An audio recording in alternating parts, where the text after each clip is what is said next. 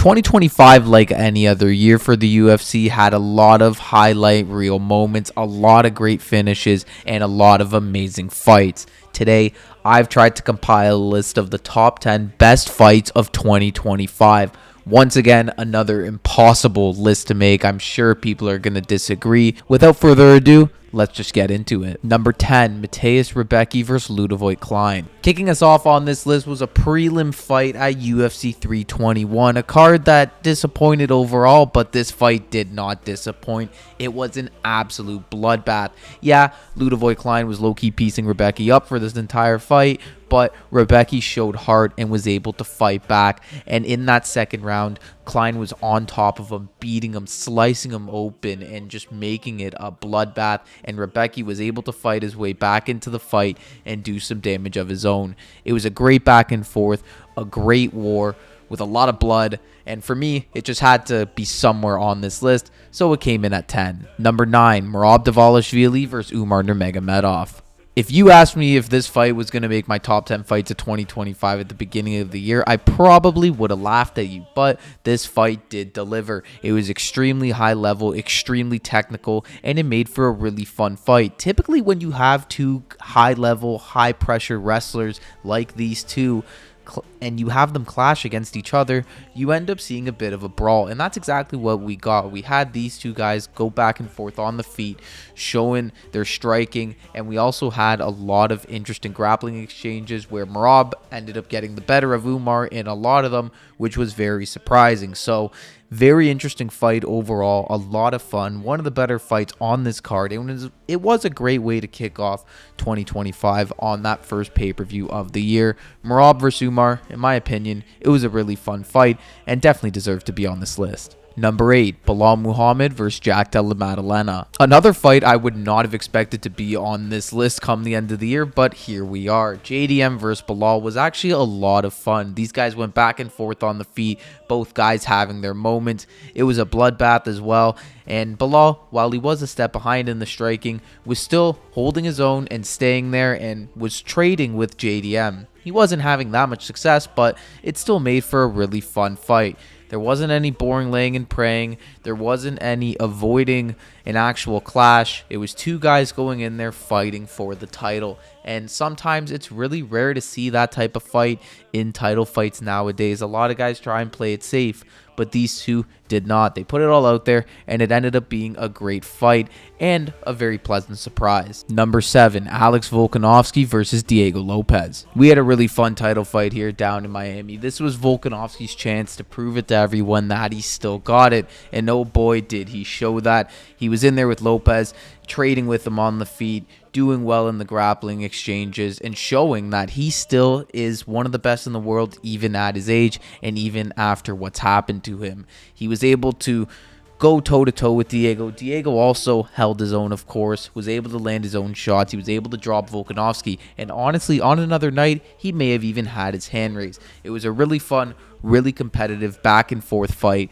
another great title fight, and it was just great to see two high-level fighters in the sport battling it out at the top in a really fun fight. Number 6, Yuri Prochazka versus Jamal Hill. It wouldn't be a proper top 10 fights list without having Yuri Prochazka on it, and of course he had to make an appearance, especially for this fight against Jamal Hill. These two had a great back and forth that ended up resulting in Yuri picking up a massive finish in the third round. He showed heart, he showed resilience, and he showed that he's still one of the best 205ers on the planet. Jamal Hill didn't look great for him, but he still had his moments in that fight and showed that maybe on another night he could have got it done, but that was not the case. It was really fun, really exciting. Of course, that's how it is when you have two massive dudes like this. People typically get more excited when they see the big shots land. So Yuri, Jamal, great fight, had to be on this list. Number 5, Loner Kavanagh versus Felipe Dos Santos.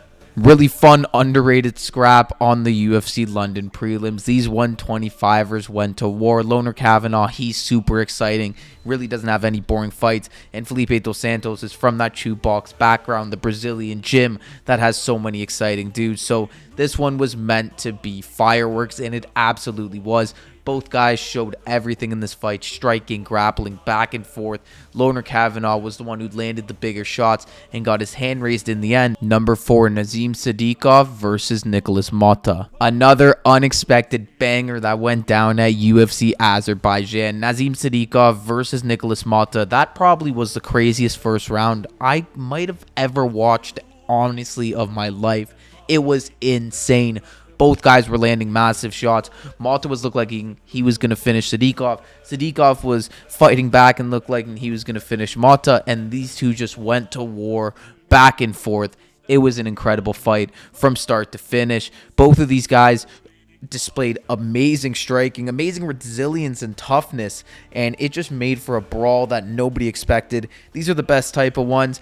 The ones you don't expect that end up as bangers and all-time greats. This was a really fun one, an amazing scrap. We'll see what happens with these two for the rest of their career. They may not ever do anything special ever again, but they have this amazing fight that is etched in the history books. Number 3, Diego Lopes versus Gene Silva. This might be a little high for some of you, and honestly, it probably is compared to some of these other fights. I don't know if it's as good, but for me, the finish at the end and the excitement that I experienced in that first round put it this high on the list for me. I mean, Diego Lopes winning via spinning elbow, I don't think anybody saw that coming. Even if you had Lopes winning, that definitely wasn't the outcome. And yeah, these guys were just throwing bombs, killer shots back and forth. You felt like any shot that landed could do some serious damage. And the excitement I felt in that first round when both of those guys were throwing, I just knew we were in for an exciting moment and a great fight. And that's exactly what we got. It wasn't the longest of fights. It was very short-lived, but it was awesome. Had a great finish between two top contenders in a big-time fight, big-time main event.